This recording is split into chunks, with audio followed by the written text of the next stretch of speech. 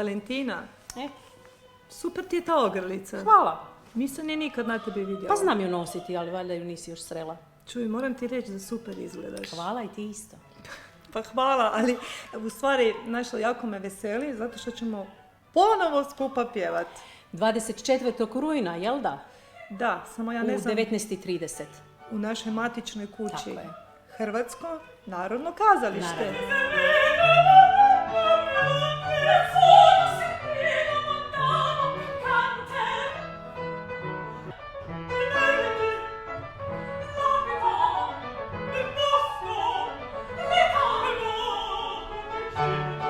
Ja ti imam veliki problem. Slušam. Ja ne znam šta ću obući. A ne znaš hoćeš li neki baner? Pa dobro, baner više ne mogu, ali to je ipak večer Mozarta. I pjevamo 2 dueta, koliko sam vidjela na programu. Onaj iz Così fan tutte. Tute, onaj Fiordiligi Dorabele i ovaj iz... I Marcelina i Suzana iz Figarovog pira. Pira. Tako je. Ja pjevam Dorabelinu ariju iz... I ja pjevam ariju Grofice iz Figarovog pira.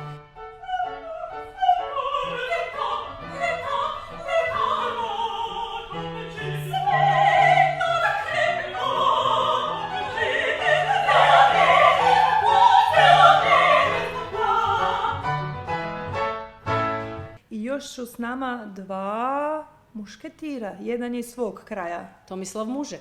a jedan je iz mog kraja. Luciano Batinić. I, znaš šta? Ej, Dube, aj dosta.